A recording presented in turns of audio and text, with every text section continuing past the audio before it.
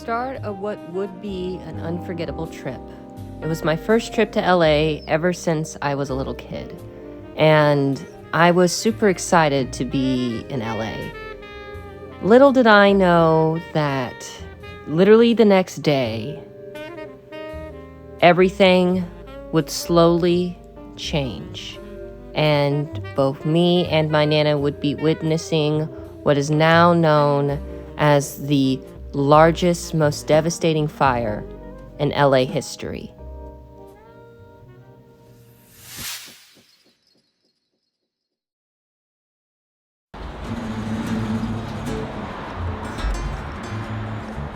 I didn't get much footage that day, the very first day that we got here, besides from footage from Tulsa to LA, because my phone was actually about to die when we landed at Burbank, so I didn't get that much footage that day. I did get a few pictures on the ride to our hotel, which was the Lowe's Hollywood Hotel in downtown LA, which is situated literally right next to the Chinese Theater and a bunch of really touristy spots. And the day really dragged on for us. We didn't do much the very first day that we got there. In fact, I had traveled so much a lot of my life, but actually the day that we got there, I don't think I've ever been as jet lagged as I was. We were out, both of us just didn't feel like doing anything. I just felt sick. And I didn't want to do anything but go back to the room. And that's what we did. From 3 p.m. all the way until tomorrow morning, we stayed in our room.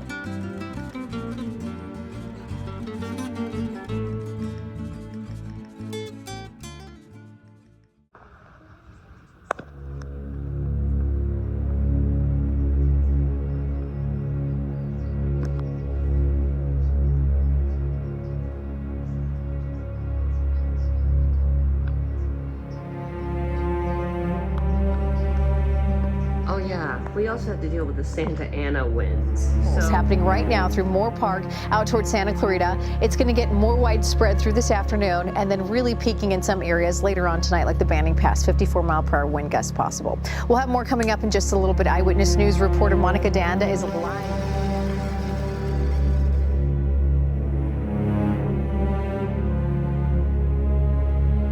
We left our hotel at around, I think, 8 o'clock.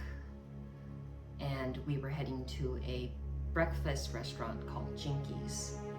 And I think it's in Santa Monica. I can't remember exactly where it was.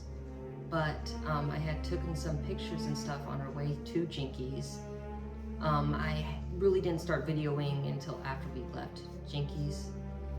But it was definitely a very windy morning. It was a beautiful morning, but it was very, very windy.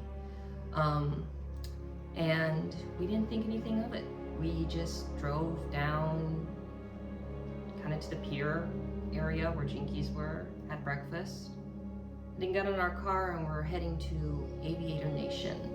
And I don't know where it is, but we were taking, I think, the Pacific Highway, I think it was called. We were on there. And we were actually already planning on actually going home early. Not because of the fires originally, but because of snow. We had found out that there was going to be snow the day that we landed back at Tulsa. And my Nana didn't want to drive home in that weather, so we were going to go home early. And I was fine with that. After my jet lag, I was like, one day here, like one full day here, that's fine. I'm fine with that. And so that's what we did. And halfway to Aviator Nation, we were going there for my mother. She wanted something from there. She calls us up and she's like, forget about Aviator Nation.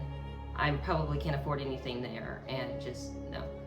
And so we turned around, and at around, I think, 10:25, we checked in for our new flight home. So we got that taken care of. And I think while we were doing that, then we drove by a statue. I had taken a picture of that at 10:29 a.m. 1 minute later, my Nana looks behind her and she says, "I see smoke." And we didn't think anything of it. We were driving to Rodeo Drive. We saw smoke. That was the start of the Palisades fire.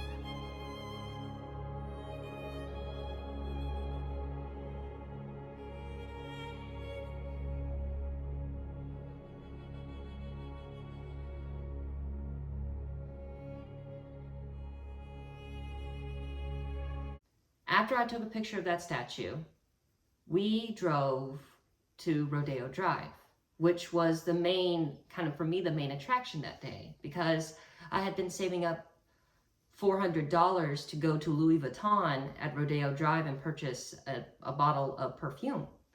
And I was excited. I got it.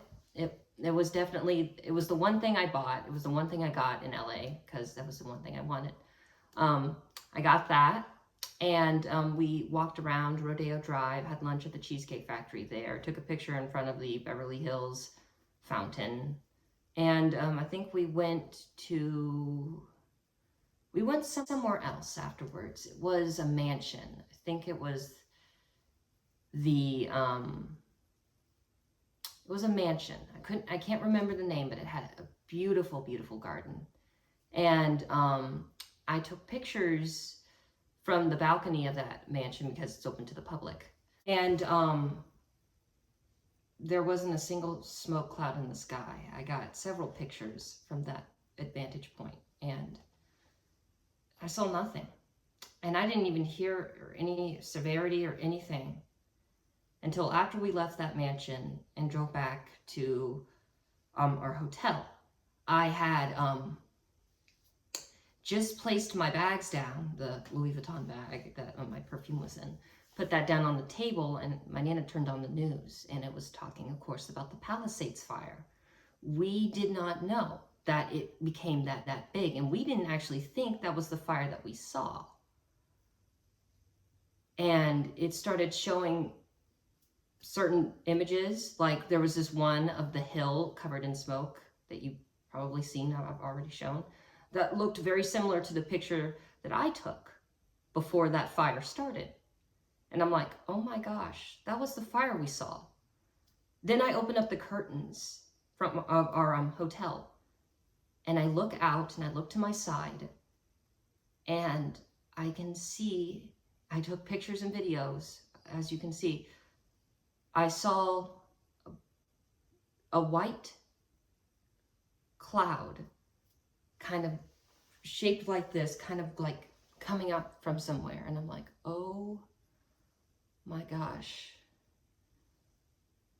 I was like, oh my gosh, we were there. We could have been in that fire. We were so close to where that fire started that it shocked us. It shocked us that how close we were to it, and like how literally my Nana saw it. I didn't look back. I didn't look back because either I had my headphones on or something, and I was like, or I couldn't see it. But she saw it. And all of a sudden, our trip goes from all about LA to the fire in LA, near LA. And it was a whole thing. I remember that night, I was frantic because I had downloaded several fire tracking apps because I'm like, how is this going to play out? Are we going to be okay? I'm calling my mom. I'm like, hey, there's this huge fire near us or kind of near us. And I'm just looking and I'm seeing several red zones and stuff and getting confused thinking that there are evacuation zones and they're getting close to our hotel. So what I start doing is I start packing up all of our stuff. I'm throwing everything into suitcases. I had probably just gotten out of the shower, I think, or something. And just rushed to put some pajamas on because I wanted to be ready. I got all the toiletries and everything in the bag, and I take them out and I'm like, to my Nana, I'm like, where do you want these? And she's like, put them back in my bathroom. Because I didn't know if we were gonna get an evacuation order and wake up at a time in the morning and just get out of there. I wanted to make sure that we were prepared and like everything was packed so that way we could just get up out of our beds, unplug our chargers, place them in our bags, get our bags, and just get out. Because I was pretty scared. I don't think I really was that scared ever in my life because I had never been in a natural disaster or near a natural disaster like this before in my life. And at night, oh my gosh, the fire had gotten worse before sunset in this picture. Like you could see the clouds go from white to ash black. And it's like, it was just scary to me. And then at night, oh, it was even worse. You couldn't see, of course, the black smoke, but from our hotel room, I took video and pictures again. I could see the actual flames from our hotel room. From our hotel room, I could see them. I could see the flames. I saw the flames, and I was just so shocked and scared that like how quickly this fire spread. And usually we watch something else on TV. We had our heads glued to that TV. I had my head glued to that TV like I was a kid in the 1990s on a snowy day looking to see if their school is canceled. It's kind of like that, but I'm looking to see if like, are we in an evacuation order? And yeah, then I wake up tomorrow, the next morning, the morning of our flight. I get up and I go to open up the curtains. Keep in mind, the morning before, when I opened up the curtains, you could see the beautiful, clear morning of LA. Nice sunrise. Keep in mind, sun had already risen at around the time, was starting to rise at around the time. I look outside. That small cloud of smoke that I saw the day and night before was no longer there. It was everywhere. The entire downtown LA was covered in this black smoke. And in this picture I took of the sunrise, it looks almost apocalyptic. You could see the red amber of the sun amidst, like in between the buildings, shrouded by black smoke. And everywhere you looked, it looked apocalyptic.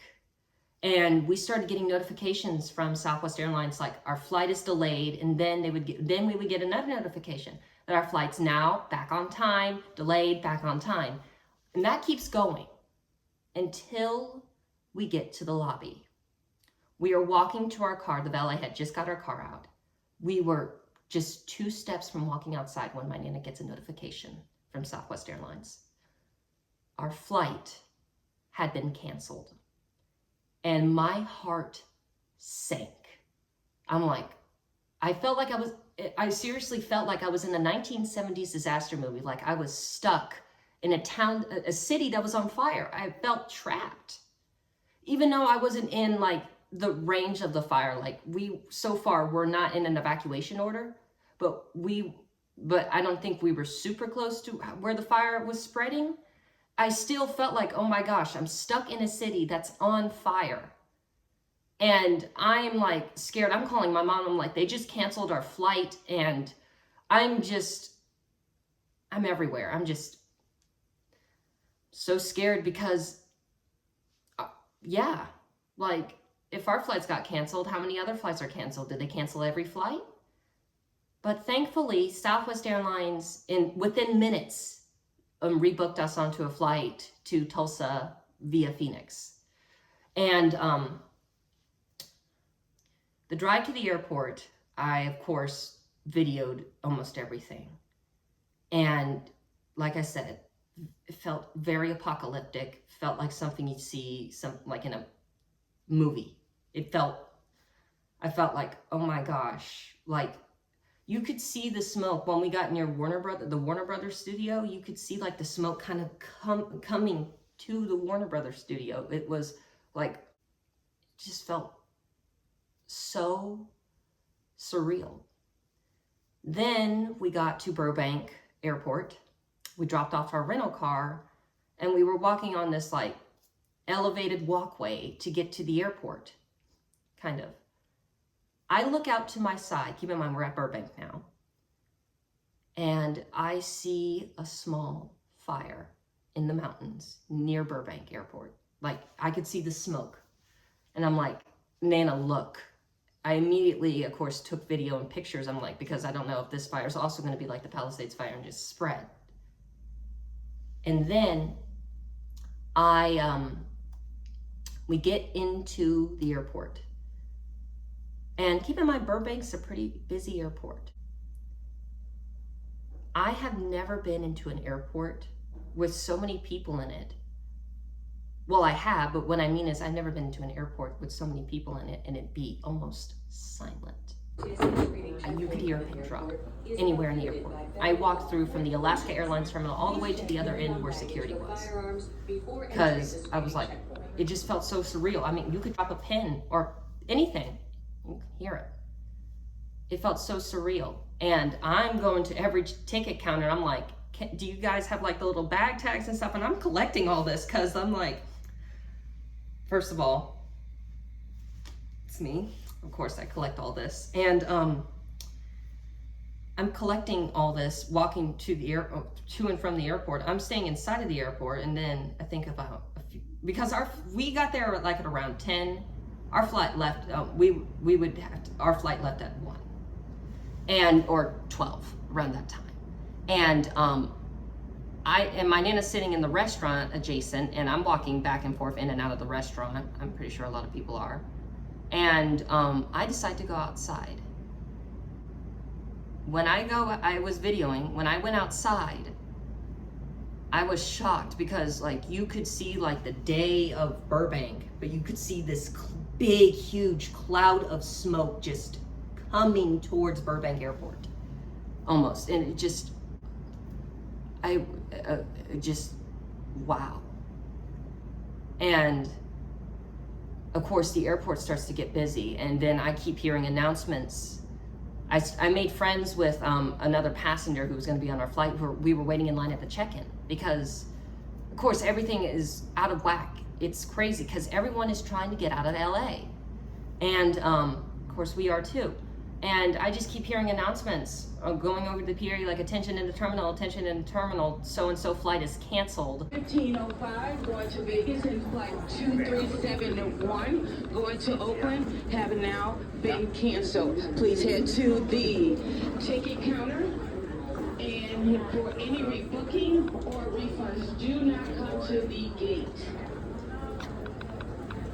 And everything. And the woman who I made friends with is like, this was like my third attempt trying to get on the plane. Like she had, I think, went to 2-3 flights that got canceled. And I'm just like, I just hope they don't cancel ours, because I'm like, I'll go check to make sure if our flight's still on time, because either our flight's gonna get canceled or it's gonna be delayed. We couldn't have a flight and an on time, but we did. Because I kept rushing back and forth from our line. She saved my spot in line next to my Nana. I went back and forth, and I asked people, like, do you want to know, like, your flight, like, if it's delayed, canceled, or something? And I go to the departure monitors, and I just check, and I'm like, okay, and all this. And I'm just informing a few people I kind of began having conversations with in the lines about what's going on. And we were finally able to check our bags through, but they gave us they notified us and basically said, we can't guarantee that you will get on a plane or that your flight will leave.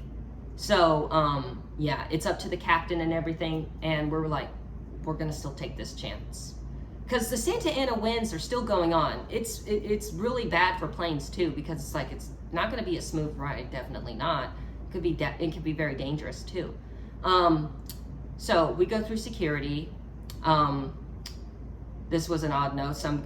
I'm like trying to get my shoes on, and this guy's trying to stuff his PS5 back into his bag, and I help him out. It's a weird moment. He had a PS5 in his backpack and helped him out with that, and yada yada yada and all that. We get to our gate. I sit there for a few minutes. I'm just sitting there like waiting. Our plane comes in. The pilots and everybody get out, and usually I ask if I can help out on a flight, but I knew that this flight was not going to be smooth at all, so I didn't even bother asking on this flight. Because I usually ask if I can help out and serve if there's no turbulence or if they let me in. But on this flight, I knew that there was going to probably it was not going to be smooth, so I didn't bother ask on this one. But the new crew comes in, and I'm just shaking. I'm like, please don't cancel. They start calling up passengers to start boarding the plane, and I just breathe a sigh of relief, because so far we're going to be leaving on time. My Nana wanted to sit in the front. I wanted to sit in the back because I wanted to walk all the way to the plane, because I don't usually get to do that because we're always in a gate, like a fixed gate that's above the ground, and the plane was boarding like on the ground, like with this air stairs and stuff, and I really wanted to get like a full like video view of me boarding, like going to the back and all that. And I wanted to sit in the back, very back, because I kind of like the views and stuff. And I do that. I start videoing after I do my ticket, and I say like, thank you so much for everything you've done, because I know the ground crew is probably having a really rough day. And then I go to walk on the plane. And of course I'm filming this. I look behind, and keep in mind this like wall of smoke has gotten closer. You can see the smoke, and I'm like, oh my gosh, like how close we are. And I'm like, they better hurry up and get us off the plane. I board the plane. Of course, I'm not sitting with my Nana. I'm sitting in a window seat in the back, and I'm sitting next to these two very nice ladies, and we talk about like trivial stuff about, of course, like the fire and other things. And we start our taxi, and of course I'm filming all this. When we started to start taxiing after we pushed back, I saw two helicopters come into land, and I recognized what they looked like. It was Marine One. Both of the Marine One helicopters, probably carrying President Biden, coming into Burbank, and I got it on film, and I'm like, oh my gosh, like that's the President of the United States.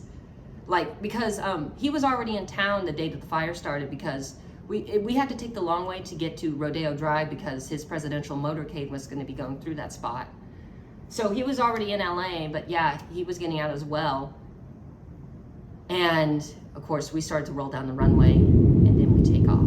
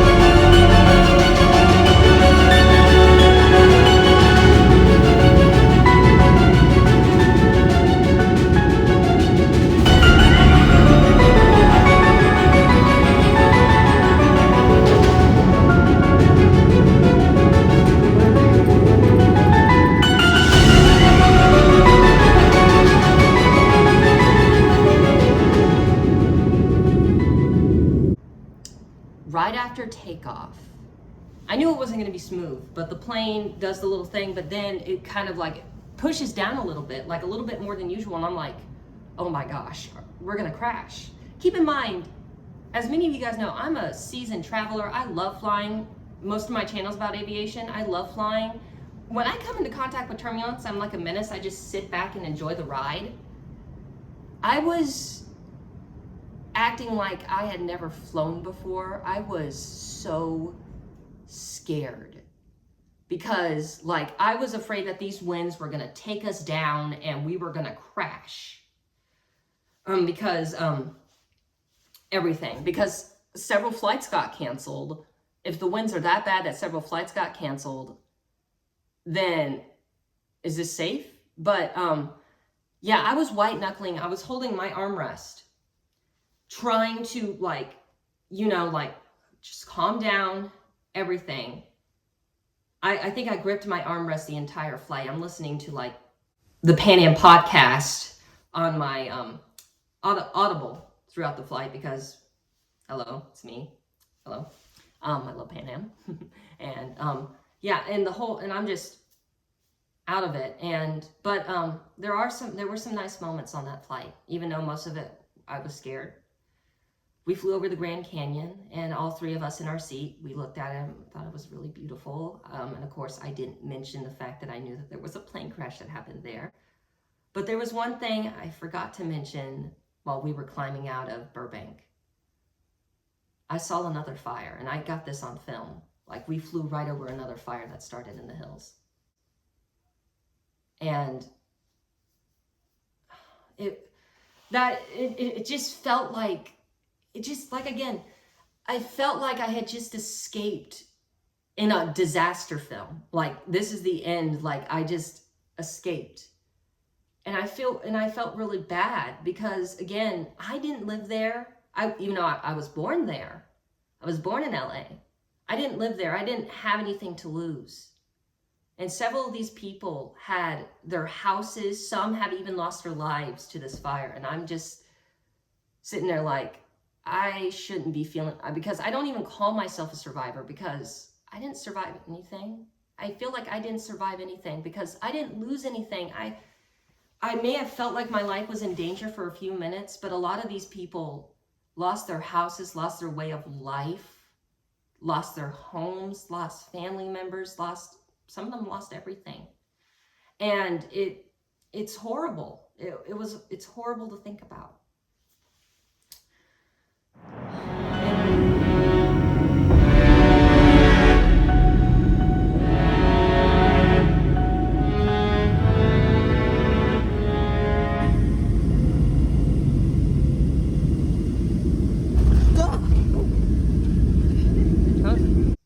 I don't think I had ever been so happy to be on the ground and to be off of a plane.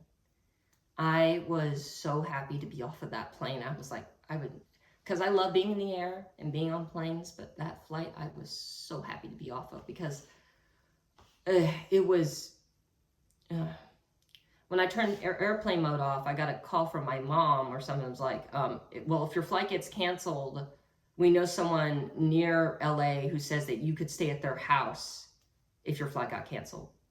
Because of course my mom is sending out prayer messages and stuff to people like, pray for my mom and my son. They're in LA with the fire and everything, and we're good. I made sure when we landed to be like, hey everyone, we're good. We're out of the fire. Thank you so much and everything. Our flight to Tulsa though was the complete opposite of the flight to Phoenix. When I say it was the best flight for me, the flight attendants did more than just let me serve on the flight. They let me help serve out different things. They gave me a bunch of goodies. They let me sit in the jump seat before takeoff. Well, of course I didn't see, but they took pictures of me in the jump seat. They made me really feel like a flight attendant, and it really helped me because I felt so scared all day. It really helped bring me back up. And I was so glad to get to meet these lovely people who literally helped make my day just a little bit better because we had been through so much that day, like so much emotion.